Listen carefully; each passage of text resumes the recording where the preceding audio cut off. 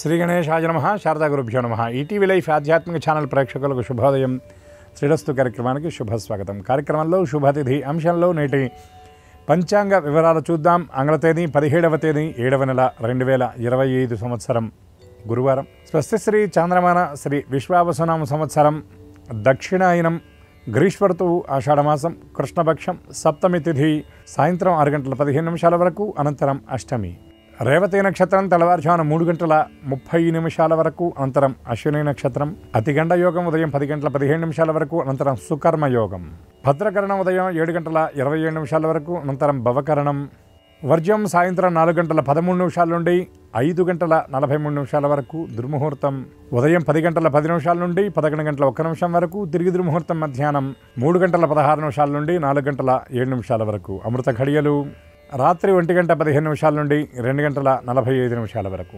ఇక ఈనాటి రాహుకాలం మధ్యాహ్నం 1 గంట 30 నిమిషాల నుండి 3 గంటల వరకు. యమగండం ఉదయం 6 గంటల నుండి 7:30 గంటల వరకు. ఇక ఈనాటి తిథివార నక్షత్రాలను అనుసరించి చేయదగినటువంటి దేవతోపాసన గురించి చూచినట్లయితే నేటి నుండి దక్షిణాయన ఆరంభం.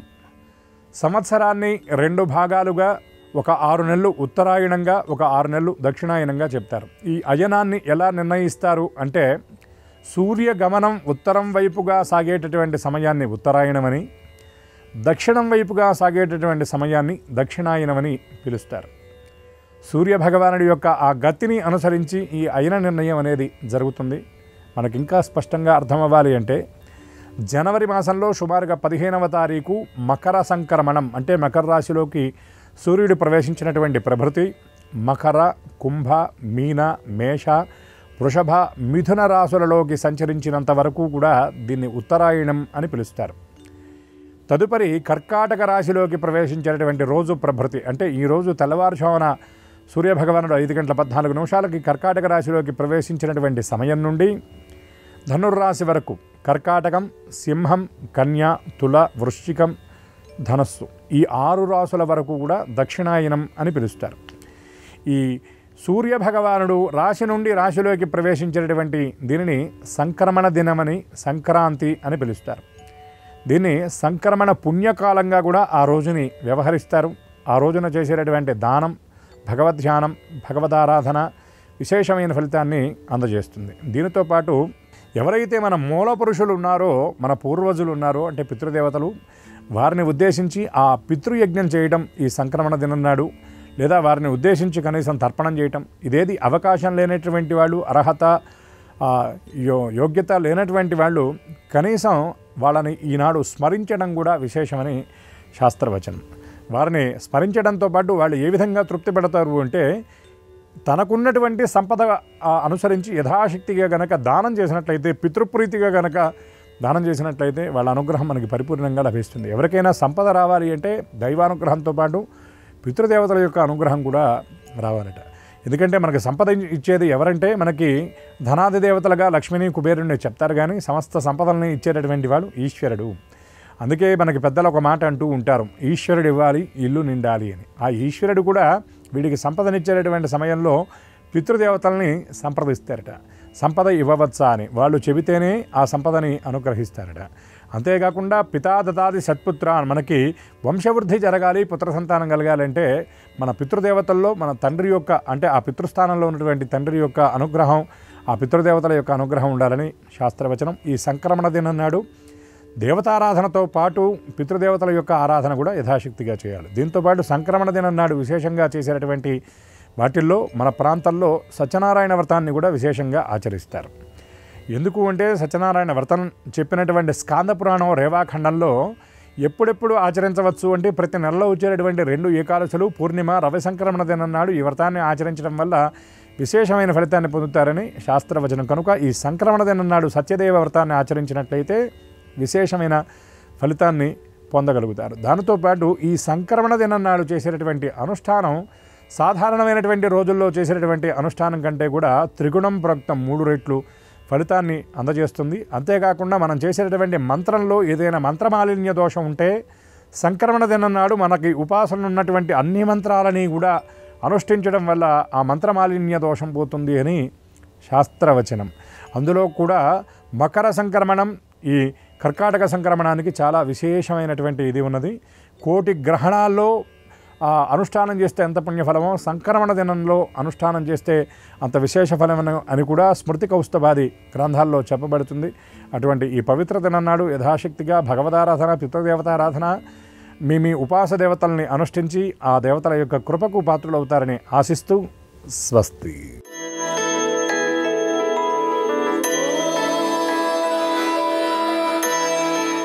ఈటీవీ లైఫ్ ఆధ్యాత్మిక ఛానల్ ప్రేక్షకులందరికీ నమస్కారం. శ్రీరస్తు కార్యక్రమంలో గ్రహయోగం అంశానికి స్వాగతం. ఈనాటి ఈ గ్రహయోగం శీర్షికలో మేషాది ద్వాదశ రాశుల వారికి కలిగే శుభ అశుభ ఫలితాలని, అవసరమైన సందర్భాల్లో ప్రత్యామ్నాయ మార్గాలని తెలుసుకుంటారు. అంతేకాక ఈరోజు సప్తమి, దక్షిణాయన పుణ్యకాలం వచ్చినటువంటి కారణంగా ఏ రాశివారు ఆ సూర్యభగవాను ఏ విధమైన ఆరాధనలతో సంతృప్తిపరచాలో ఆ విశేషాల్ని, ఏ దిక్ప్రయాణం లాభకరంగా ఉంటుందో, ఏ రంగు దుస్తుల్ని ధరించినట్లయితే ఈరోజు సర్వకార్య పరిపూర్తి ఏ రాశి వారికి అవుతుందో, ఏ సంఖ్య ఏ రాశి వారికి అదృష్ట సంఖ్యగా ఉండబోతోందో ఆ విశేషాలని క్రమంగా తెలుసుకుంటారు. నేటి ప్రత్యేకత దక్షిణ అయన పుణ్యకాలం. ఇది పితృదేవతలకి అనుకూలమైనటువంటి కాలం. పితృదేవత ఆరాధనని ఎంత ఎక్కువగా చేసినట్లయితే అంతగానూ వారి అనుగ్రహం సిద్ధిస్తుంది.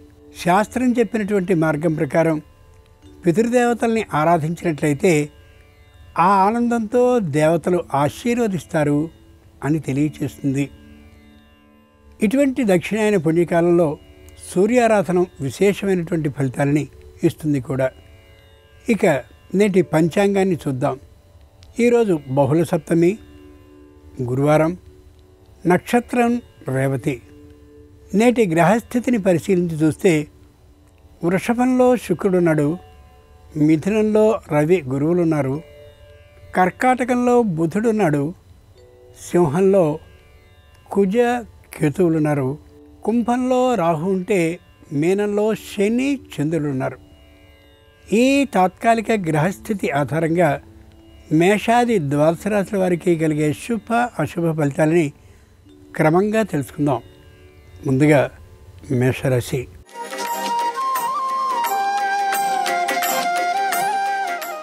ఈరోజు మేషరాశి వారి ఫలితాలని పరిశీలించి చూస్తే సంపూర్ణమైనటువంటి ఆనందకరమైనటువంటి రోజుగా దీన్ని లెక్కించుకోవచ్చు. తమ దగ్గర నుండి రుణాన్ని తీసుకున్నటువంటి వారు ఏ విధమైన ప్రయత్నాలని వీరు చేయకుండానే తిరిగి తీసుకురావడం చెప్పుకోదగ్గ విశేషం. మంచితనంతో ఏ విధమైనటువంటి కత్తి లేకుండా విజయాన్ని సాధించినట్టుగా సర్వ క్లిష్ట సమస్యల్ని దాటుకోగలుగుతారు ఈ రోజున ఈ రాశివారు. కంటికి సంబంధించిన అలాగే నడుముకి సంబంధించిన అనారోగ్యాన్ని మాత్రం లక్ష్యపెట్టి వెంటనే మధ్యమ వైద్య పరీక్షలు చేయించుకోవడం అత్యవసరం. దక్షిణాయన ప్రారంభం సందర్భంగా మేషరాశి వారు సూర్య భగవాను పూజించి పాయసాన్ని నైవేద్యంగా సమర్పించినట్లయితే వ్యాపారంలో శుభవార్తలు వినే అవకాశం స్పష్టంగా ఉంటుంది. తూర్పు దిక్ ప్రయాణం అనుకూలం. కలిసొచ్చే రంగు తెలుపు. అదృష్ట సంఖ్య 2.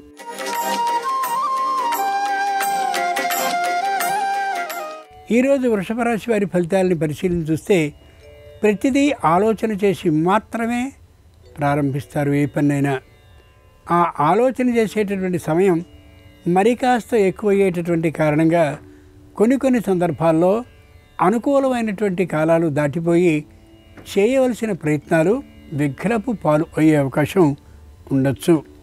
సంతానం ఎదిరించేటటువంటి పరిస్థితిలో ఉంటారు కాబట్టి వాళ్ళని అనునయించి తోవకి తెచ్చుకోవడం అవసరం తప్ప దండించి శిక్షించి ఏ విధంగానూ ప్రయోజనం ఉండకపోవచ్చు. దక్షిణాయన ప్రారంభం సందర్భంగా వృషభ రాశి వారు ఆదిత్యుణ్ణి ఎర్ర మందారాలతో పూజించినట్లయితే ఆకస్మిక ధన లాభానికి అవకాశం ఉంటుంది. ఈశాన్య దిక్ ప్రయాణం అనుకూలం. కలిసొచ్చే రంగు ఎరుపు. అదృష్ట సంఖ్య 4.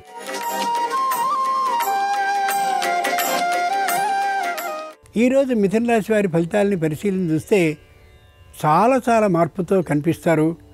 తొందరపాటుతనం మాటలో ఏమాత్రం ఉండదు. నిర్ణయాన్ని శీఘ్రంగా చేస్తారు. అయితే అనుకూలమైనటువంటి పద్ధతిగానే చేస్తారు. ఎవరికీ నొప్పిని కలిగించరు.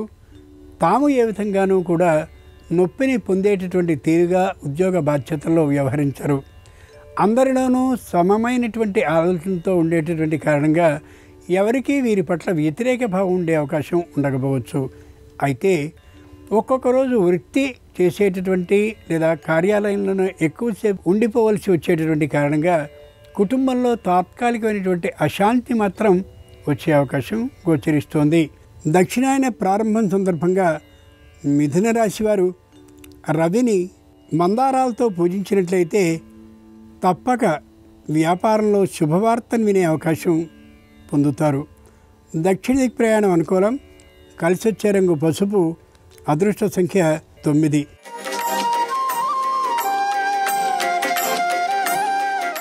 ఈరోజు కర్కాటక రాశి వారి ఫలితాలని పరిశీలించి చూస్తే ధైర్యంగా ఉంటారు. ఏ విషయంలో అయినా సరే గట్టి నిర్ణయాన్ని తీసుకోగలుగుతారు.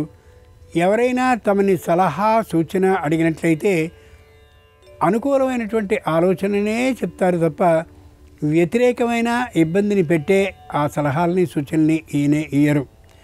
10 మందిలోనూ సరైనటువంటి ధర్మమయమైన వ్యక్తిగా మంచి పేరుని గుర్తింపుని పొందగలుగుతారు. తమకు సంబంధించినటువంటి ఆస్తి విషయంలో ఏమాత్రపు ప్రయత్నాన్ని చేయరు. తమదైనటువంటి ఆస్తిని చాలా జాగ్రత్తగా పరిరక్షించుకోవడంలో విశేషమైన శ్రద్ధని చూపిస్తారు. దక్షిణాయన ప్రారంభం సందర్భంగా భాస్కరుణ్ణి కనకాంబరాలతో పూజించినట్లయితే తప్పక నూతన గృహ లాభానికి అవకాశం ఉంటుంది. నిరుతి దిక్ ప్రయాణం అనుకూలం. కలిసొచ్చే రంగు నలుపు. అదృష్ట సంఖ్య 6.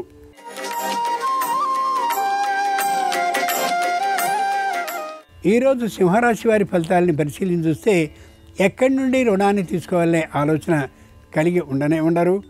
ఎందరూ రుణాన్ని ఇచ్చి పెట్టుబడిగా వ్యాపారంలో పెట్టవలసిందని హెచ్చరించినా సూచించినా ఏం చేసినా అంగీకారాన్ని తెలపరు. వయసు వచ్చినటువంటి పిల్లలు తల్లిదండ్రుల్ని కొద్దిగా బెదిరించుతున్న ధోరణిలో మాట్లాడినట్లయితే ఏ విధంగానూ ప్రతిస్పందించరు. అదే స్థాయిలో మౌనంగానే ఉండగలుగుతారు.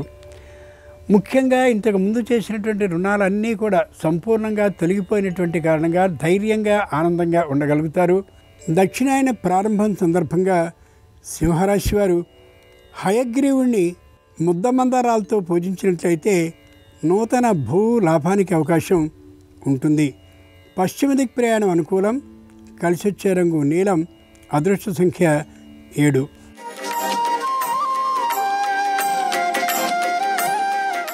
ఈరోజు కన్యారాశి వారి ఫలితాలని పరిశీలించి చూస్తే చెప్పలేనంతటి ఆదాయం కోసం విశేషమైనటువంటి కృషిని శ్రమని చేస్తూ ఉంటారు. పెద్ద స్థాయిలో ఉన్నటువంటి వారిని విశేషంగా అనుకూలంగా తమ వైపు తిప్పుకోవడం కోసం అనేకమైనటువంటి ప్రయత్నాలని సిఫార్సుల్ని చేస్తూ కనిపిస్తారు. వ్యాపారంలో విజయాన్ని సాధించుకోవడం కోసం ఎన్నెన్నో కొత్తమైనటువంటి ప్రణాళికల్ని వేస్తూ కనిపిస్తారు. సంఘంలో ఉండేటటువంటి పేరు ప్రతిష్టలు కొద్దిగా దెబ్బతినే అవకాశం కూడా ఉండొచ్చు. కుటుంబంలో మాత్రం సంఘర్షణాత్మక వాతావరణం ఉంటుంది. గుంపనగా ఉండి అది బయటపడకుండా ఉండేలా చేసుకుంటూ ఉండొచ్చు. దక్షిణాయన ప్రారంభం సందర్భంగా కన్యారాశి వారు సూర్యోదయ కాలంలోనే సూర్య నమస్కారాలని కానీ చేసినట్లయితే తప్పక ఉద్యోగం లభించే అవకాశం ఉంటుంది. వేతన ఆధిక్యంతో. వాయవ్య దిక్ ప్రయాణం అనుకూలం. కలిసొచ్చే రంగు ఆకుపచ్చన. అదృష్ట సంఖ్య 8.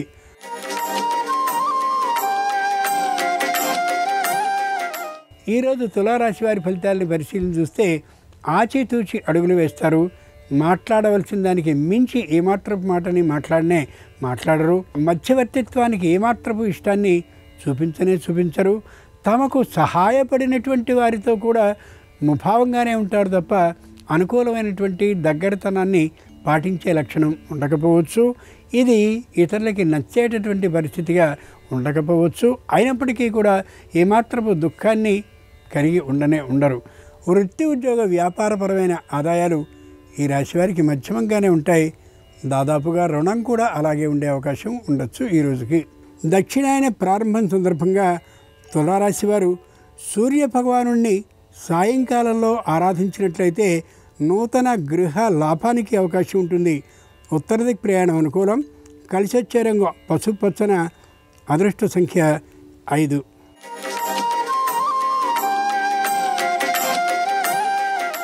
ఈరోజు వృశ్చిక రాశి వారి ఫలితాలని పరిశీలించి చూస్తే కుటుంబ సభ్యులతో మాట్లాడేంతటి సమయం కూడా లేనంతటి ఒత్తిడితో ఉంటారు వ్యాపారంలో, ఉద్యోగంలో.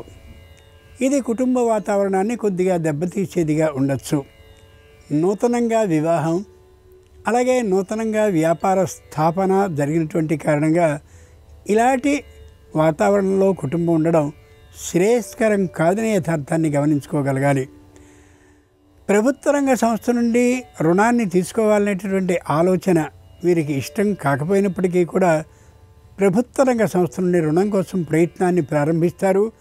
ఏమాత్రమూ అది అనుకూలించదనే యథార్థాన్ని తెలుసుకోగలగాలి. దక్షిణాయన ప్రారంభం సందర్భంగా వృశ్చిక రాశి వారు ఆదిత్య బింబాన్ని కుంకుమతో అర్చించినట్లయితే తప్పక నూతన భూ లాభానికి అవకాశం ఉంటుంది. ఆగ్నేయ దిక్ ప్రయాణం అనుకూలం. కలిసి వచ్చే రంగు ఎరుపు. అదృష్ట సంఖ్య 8.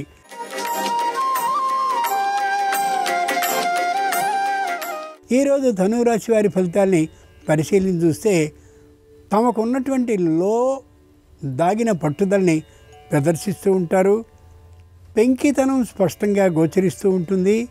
చెప్పినటువంటి మాటని వినకపోయేటటువంటి కారణంగా నష్టం స్పష్టంగా కలుగుతున్నప్పటికీ కూడా తమదే విజయం అనేటువంటి అభిప్రాయంతో ఉంటారు.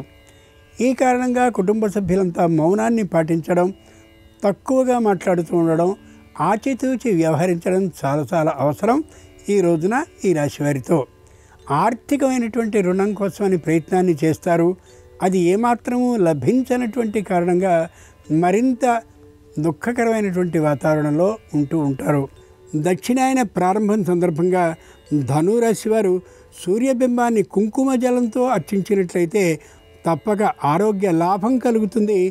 ఆర్థిక లాభం కూడా కలిగే అవకాశం ఉంటుంది. తూర్పు దిక్ ప్రయాణం అనుకూలం. కలిసి వచ్చే రంగు ఎరుపు. అదృష్ట సంఖ్య 9.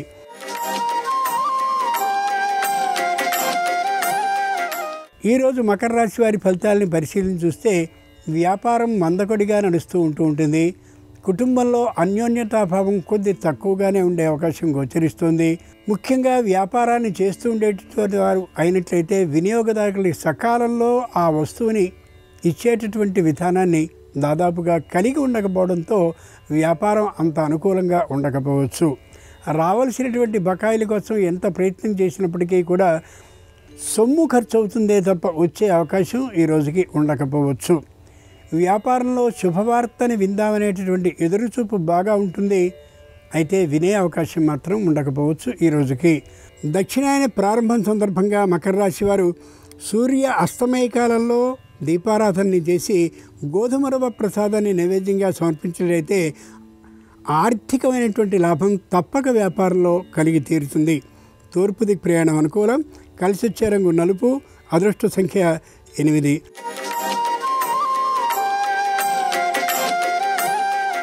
ఈరోజు కుంభరాశి వారి ఫలితాలని పరిశీలించి చూస్తే కుటుంబంలో ఒకరు కుటుంబ వాతావరణాన్ని దెబ్బతీసేలా మాట్లాడే సంఘర్షణాత్మక వాతావరణం కలగచ్చు.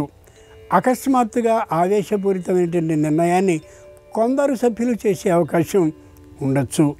నూతనమైనటువంటి గృహాన్ని కొనుక్కుని ఆ ఇంటిలోనికి అందరూ వెళ్ళాలి అనేటువంటి బలమైన ఆలోచన ఒకటి దురదృష్టకరంగా రావచ్చు. ప్రస్తుతం ఉన్నటువంటి రుణం తీరకుండానే కొత్తదైనటువంటి గృహాన్ని కొనుక్కోవడం సరైనటువంటి మాట కాదు అనే ఆ వ్యతిరేకమైనటువంటి నిర్ణయంతో సంఘర్షణ ప్రారంభం కావచ్చు. కుటుంబంలో ఇంకా విద్యార్థి దశలో ఉన్నటువంటి వారికి పెద్దదైనటువంటి ఆనుకూల్య విధానం, ప్రతిభా పాఠవాలు విద్యా విధానంలో ఉండకపోవచ్చు. దక్షిణాయన ప్రారంభం సందర్భంగా కుంభరాశి వారు ఎర్రని పూలతో సూర్యభగవాను అర్చించినట్లయితే సకల సమస్యలు పరిష్కరింపబడ్డమే కాకుండా పాత బకాయిలు శ్రమ ఏమీ చేయకుండానే లభించే అవకాశం ఉంటుంది. ఉత్తర దిక్ ప్రయాణం అనుకూలం. కలిసి వచ్చే రంగు ఆకుపచ్చన. అదృష్ట సంఖ్య 8.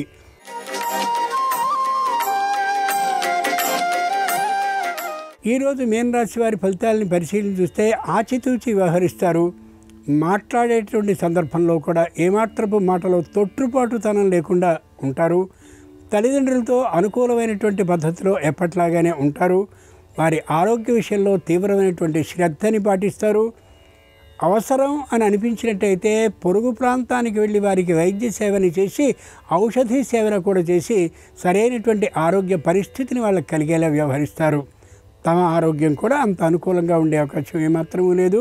ముఖ్యంగా కంటికి దంతాలకి సంబంధించిన అనారోగ్యం, దాంతోపాటుగా జీర్ణక్రియకి సంబంధించిన అనారోగ్యం పెరుగుతూ ఉండేటటువంటి కారణంగా వీరు వైద్య పరీక్షను చేయించుకోవడం అవసరం. దక్షిణాయన ప్రారంభ సందర్భంగా మీనరాశి వారు ఈరోజు సాయంకాలం సూర్యాస్తమయ కాలంలో ఆదిత్యోదయ స్తోత్రాన్ని పఠించినట్లయితే ఆగిన పనుల్లో శీఘ్రమైన కదలికే కాకుండా ఆర్థిక లాభం విశేషంగా ఉండే అవకాశం ఉంది. ఉత్తర దిక్ ప్రయాణం అనుకూలం. కలిసి వచ్చే రంగు ఎరుపు. అదృష్ట సంఖ్య 9. ఇవి ఈనాడు ద్వాదశ రాశుల వారికి కలిగే శుభ అశుభ ఫలితాలు. ఈరోజు దక్షిణాయన పుణ్యకాల ప్రారంభం అయినటువంటి కారణంగా ఆదిత్యుని సంపూర్ణ అనుగ్రహం సర్వరాశుల వారికి కలగాలని హృదయపూర్వకంగా ప్రార్థిస్తూ స్వస్తి.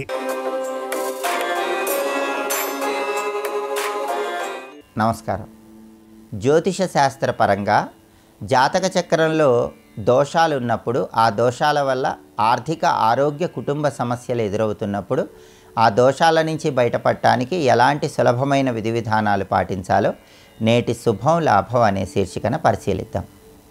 జీవితంలో ఎంత కష్టపడి పనిచేసినా సరే కష్టానికి తగిన ప్రతిఫలం రాక ఇబ్బంది పడుతున్నా, అలాగే ఇతరులకి సులభంగా పూర్తయ్యేటటువంటి పనులు మనకి చాలా ఆలస్యంగా అవుతున్నా, ఎంత కష్టపడ్డా గుర్తింపు వేరే వాళ్ళకి వెళ్ళిపోతున్నా దీన్ని కర్మహాని దోషం అనే పేరుతో పిలుస్తారని జ్యోతిష శాస్త్రంలో చెప్పారు. ఈ కర్మహాని దోషం అనేది ఎందుకు వస్తుందంటే, ఏ వ్యక్తికైనా జాతకంలో గురువు, కుజుడు, శని, రాహువు ఈ 4 గ్రహాలు బలం లేకపోయినట్లయితే కర్మహాని దోషం ఏర్పడుతుంది. దీనివల్ల ఏ పని చేసినా సరే వృత్తిపరంగా గుర్తింపు రాదు, వృత్తిలో అభివృద్ధి రాదు, వృత్తిలో విజయాలు రావు.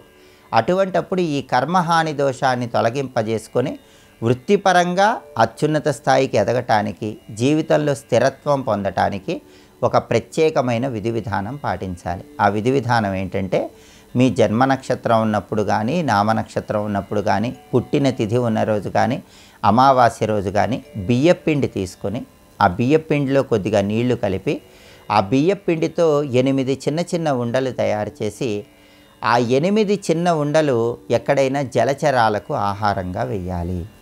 అది చేస్తే క్రమక్రమంగా ఈ కర్మహాని దోషం తొలగిపోయి వృత్తిపరంగా పురోభివృద్ధి ఉంటుంది. కర్మహాని దోషం వల్ల వృత్తిలో సమస్యలు ఉన్న వాళ్ళు ఎవరైనా సరే నవమి, చతుర్దశి, అమావాస్య ఈ 3 తిథులు ఉన్నప్పుడు మాత్రం ధనపరమైన వ్యవహారాలు నిర్వహించరాదని జ్యోతిష శాస్త్రంలో చెప్పారు. అలాగే జ్యోతిష శాస్త్రంలో ఉన్నటువంటి మరొక దోషం ఏంటంటే సంపద హాని దోషం. సంపద హాని దోషం అంటే ఎవరికైనా సరే పిత్రార్జిత ఆస్తులు కానీ, తల్లి వైపు నుంచి ఆస్తులు కానీ వచ్చినప్పటికీ వాటిని నిలబెట్టుకోలేక ఆస్తులన్నీ కూడా క్రమక్రమంగా తరిగిపోతూ ఉన్నట్లయితే దాన్ని సంపద హాని దోషం అంటారు. అలాగే ఎవరైనా బాగా కష్టపడి ఆస్తులు కొనుక్కున్నా కూడా కొనుక్కున్న ఆస్తులు నిలబెట్టుకోలేకపోతే దాన్ని సంపద హాని దోషం అంటారు. ఈ సంపద హాని దోషం ఎందుకు వస్తుందంటే, జాతకంలో గురువు, రాహువు, శని ఈ 3 గ్రహాల బలము లేకపోయినట్లయితే ఈ సంపద హాని దోషం కలుగుతుందని, అప్పుడు ఆస్తులు నిలబెట్టుకోవటం కష్టమని జ్యోతిష శాస్త్రంలో చెప్పారు. ఈ సంపద హాని దోషాన్ని తొలగింపజేసుకోవటానికి చాలా సులభమైనటువంటి శక్తివంతమైన పరిహారం ఒకటి ఉంది. ఆ పరిహారం ఏంటంటే, కష్టపడి పనిచేసేటటువంటి శ్రామికులకు, పని వాళ్ళకి అన్నదానం మీ జన్మ నక్షత్రం ఉన్న రోజు చేసినట్లయితే ఈ సంపద హాని దోషం తొలగిపోతుంది. సంపద హాని దోషం ఉన్నవాళ్ళు సాధ్యమైనంత వరకు నలుపు, నీలం రంగు వస్త్రాలు ధరించరాదు. అలాగే వెండితో ఉంగరం చేయించుకొని కుడి చేతి ఉంగరం వేలుకు ధారణ చేయటం ద్వారా కూడా ఈ సంపద హాని దోషాన్ని తొలగింపజేసుకొని సంపాదించిన ఆస్తులు నిలబెట్టుకోవటానికి ఆస్కారం ఎంతగానో ఉంటుంది. అలాగే జ్యోతిష శాస్త్రంలో ఉన్నటువంటి ఇంకొక దోషం ఏంటంటే సంతాన కష్ట దోషం. ఈ సంతాన కష్టదోషం వల్ల ఎవరికైనా సరే పిల్లల పరంగా ఎప్పుడూ ఏదో ఒక సమస్య ఎదురవుతూ ఉంటుంది. ఈ సంతాన కష్టదోషానికి కారణం జాతకంలో సంతాన స్థానంలో శని ఉండటం, గురుబలం లేకపోవటం, శుక్రకుజులు కలిసి ఉండటం, వీటిలో ఏవి జరిగినా కూడా జాతకంలో సంతాన కష్టదోషం ఏర్పడుతుంది. ఈ సంతాన కష్టదోషం వల్ల సంతానపరంగా ఏ సమస్యలు ఉన్నా సరే ఆ సమస్యలన్నీ పోగొట్టుకోవటానికి ఒక అద్భుతమైన పరిహారం పరిహార శాస్త్రంలో ఉంది. ఆ పరిహారం ఏంటంటే పుష్యమి నక్షత్రం ఉన్న రోజు దత్తాత్రేయ స్వామిని పూజించాలి. ఎప్పుడైనా ఏ నెలలోనైనా పుష్యమి నక్షత్రం ఉన్న రోజు దత్తాత్రేయుడిని పూజించినట్లయితే ఈ సంతాన కష్టదోషం నుంచి బయటపడవచ్చు. అలాగే 21 శనివారాల పాటు రావి చెట్టుకు ప్రదక్షిణలు చేయటం ద్వారా కూడా ఈ సంతాన కష్టదోషాన్ని తొలగింపజేసుకొని సంతానపరమైన సమస్యలన్నీ అధిగమించవచ్చు. కాబట్టి జ్యోతిష శాస్త్రంలో చెప్పబడినటువంటి కర్మహాని దోషం, సంపద హాని దోషం, సంతాన కష్టదోషం వీటి నుంచి బయటపడటానికి ఈ ప్రత్యేకమైన విధి విధానాలు పాటించండి. సమస్త శుభాలను సిద్ధింపజేసుకోండి. అలాగే రేపు శుక్రవారం సందర్భంగా అదృష్టం కలిసి రావాలంటే ఎలాంటి ప్రత్యేకమైన నియమాలు పాటించాలో రేపటి శుభం లాభం అనే శీర్షికన పరిశీలిద్దాం. నమస్కారం. ఈ కార్యక్రమాన్ని తిరిగి చూడాలనుకుంటే www.youtube.com/ETV Life Spiritual లో చూడవచ్చు.